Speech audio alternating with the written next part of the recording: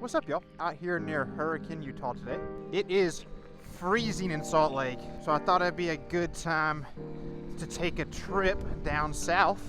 But while we cruise around and explore some trails today, I wanted to talk about the most anticipated electric bikes coming out in 2025. Almost just ate it on the gravel, getting going.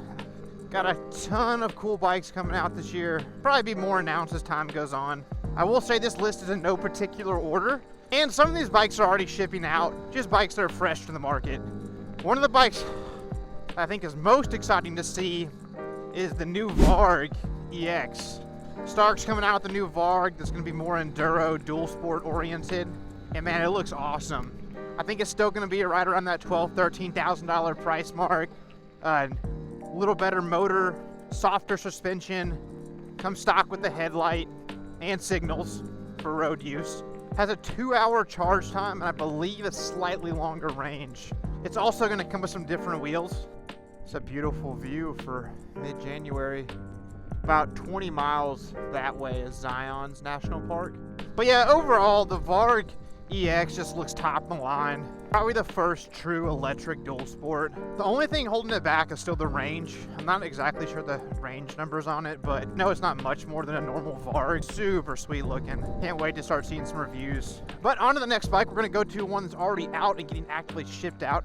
I actually saw this week they're getting the MX version out, and that is the Altis Sigma. I'm starting to see a lot of videos come out and people are getting their hands on the first batch, and it seems to be mostly positive. I mean, seen a lot of good things, and an overall sweet bike just for $5,500. And the only thing about that bike I'm seeing where I think some of the sponsored people that got their hands on that bike first did a good job of really hiding how small that bike is. That's just an MX-5 size. I think the weight's different from what I can tell, so it probably is gonna feel more like a traditional dirt bike, but size-wise, I mean, that's just is what it is. You could look at that as a pro. I think you'll be able to get away with riding the Altis a lot of places, but it still seems like it's going to toss you around on the trails a little bit, and you know, for a lot of people just kind of feel like a smaller bike.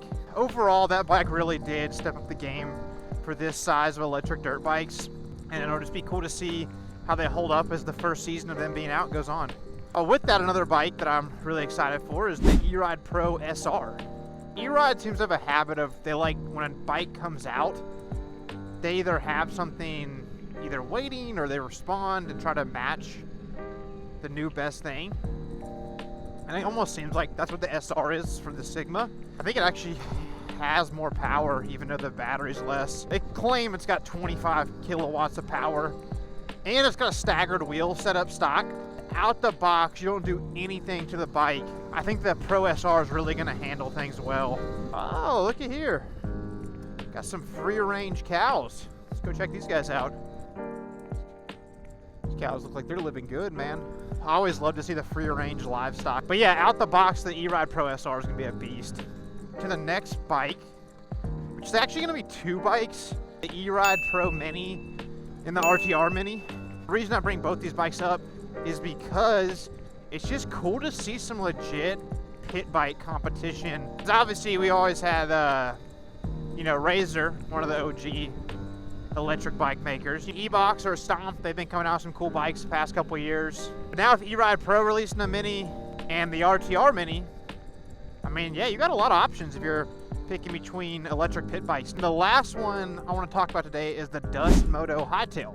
I think the max power is like around 40 horsepower, so not a true Varg competitor, but hey, I mean, if they could bring it at a right price point, you know, it's pretty good looking.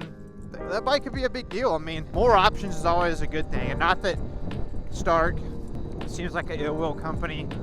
They really do seem to do good by the community and their clients. You know, competition usually breeds greatness, so why not have some more competitors in that class? But yeah, man, 2025 should be a great year for electric bikes. Got a new helmet I'm testing out today. It's a Shoei VFX. Also a Shoei RF SR. Overall, I'm just a huge fan of Shoei helmets. Some brands fit certain people better than others. So you kind of just gotta go with what your head shape is. And for some reason in my head shape, Shoei helmets just fit like a glove. They just feel right at home.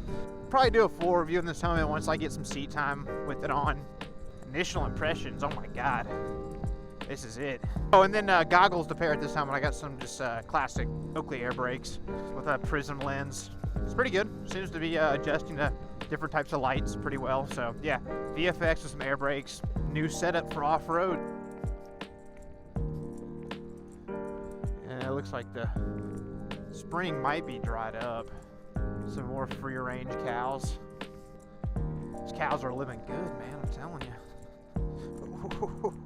Let's see what's up over here. Man, what a beautiful day out though for mid-January. I see why people from Salt Lake move down here to get away. Let's see where we can get across here. Okay.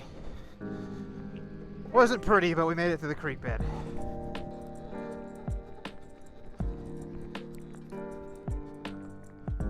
Man, what a pretty view. One thing I love is just riding out in the middle of nowhere at just kind of uneventful trails. But yeah, a lot of cool bikes coming out this year.